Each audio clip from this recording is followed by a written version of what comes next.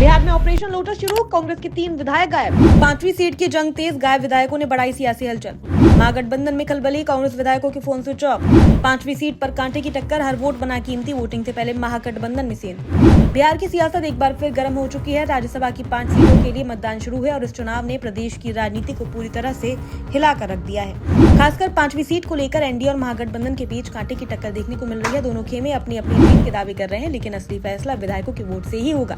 ऐसे में हर एक वोट की कीमत अचानक बेहद बढ़ गई है। दरअसल बिहार में राज्यसभा की 5 सीटों के लिए आज मतदान हो रहा है। संख्या बल के हिसाब से देखें तो एनडीए को 4 सीटों पर लगभग स्पष्ट बढ़त हासिल है, लेकिन असली लड़ाई 5वीं सीट को लेकर है। यह वही सीट है जिसने पूरे राजनीतिक माहौल को बेहद दिलचस्प और तनावपूर्ण बना दिया है। राजनीतिक गणित के मुताबिक राज्यसभा की एक सीट जीतने के लिए किसी भी उम्मीदवार को 41 विधायकों के वोट की जरूरत होती है। बिहार विधानसभा में एनडीए के पास करीब 202 विधायक हैं, जबकि महागठबंधन के पास करीब 35 विधायक माने जा रहे हैं। ऐसे में संख्या के आधार पर एनडीए 4 सीटों तक तो आसानी से पहुंच सकता है, लेकिन 5वीं सीट के लिए उसे अभी भी 3 अतिरिक्त वोटों की जरूरत है।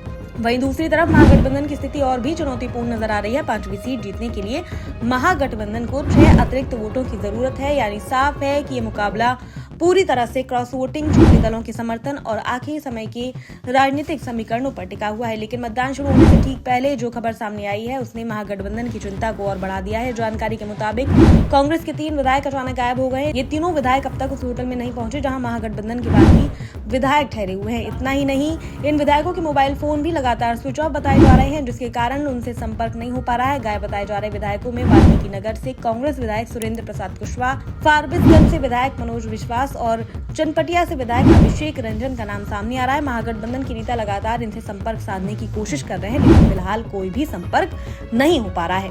इन 3 विधायकों की गैर मौजूदगी ने राजनीतिक हलकों में हलचल मचा दी है। सियासी गलियारों में चर्चा है कि क्या बिहार में भी ऑपरेशन लोटस की शुरुआत हो गई है। हालांकि इसको लेकर अभी तक कोई आधिकारिक पुष्टि नहीं हुई है, लेकिन जिस तरह से विधायक गायब बताए जा रहे हैं उसने महागठबंधन की टेंशन जरूर बढ़ा दी है। दरअसल महागठबंधन को पहले से ही अपने विधायकों के टूटने का खतरा बताया जा रहा है। इसकी एक बड़ी वजह कांग्रेस की संगठनात्मक स्थिति भी मानी जा रही है। अब तक कांग्रेस ने अपने विधायक दल के नेता या सचेतक का औपचारिक चुनाव नहीं किया है। ऐसे में पार्टी के विधायक बिना किसी स्पष्ट नेतृत्व के मतदान करने की स्थिति में है। राजनीतिक विश्लेषकों का मानना है कि ऐसी स्थिति में क्रॉस वोटिंग की आशंका और भी बढ़ जाती है। इस खतरे को देखते हुए महागठबंधन ने अपने विधायकों को पटना के होटल पनाश में ठहराया हुआ था, ताकि सभी विधायकों को एक साथ रखा जा सके और किसी तरह की टूट फूट से बचा जा सके। लेकिन कांग्रेस के 3 विधायकों की गैर हाजिरी ने इस रणनीति को भी सवालों के घेरे में ला दिया है। राजनीतिक विश्लेषकों का कहना है कि स्थिति विपक्ष के नेता तेजस्वी यादव के लिए भी एक बड़ा झटका साबित हो सकती है।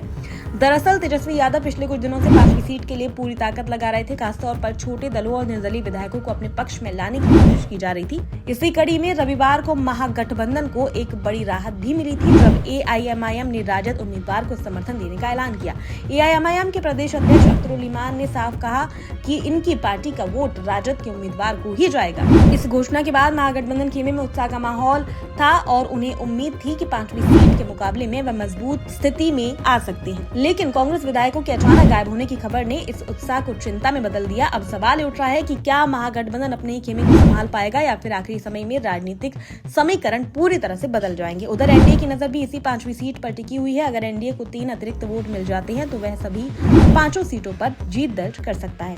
ऐसे में अब सभी की नजरें आज होने वाली वोटिंग और संभावित क्रॉस वोटिंग पर टिकी हुई है। कुल मिलाकर बिहार का ये राज्यसभा चुनाव सिर्फ 5 सीटों का चुनाव नहीं रह गया है, बल्कि ये सत्ता और विपक्ष के बीच रणनीति, संगठन और राजनीतिक प्रतिबंध की असली परीक्षा बन गया है। अब देखना दिलचस्प होगा कि मतदान के बाद किसकी रणनीति कामयाब होती है और बिहार से राज्यसभा की 5वीं सीट आखिर किसके खाते में जाती है।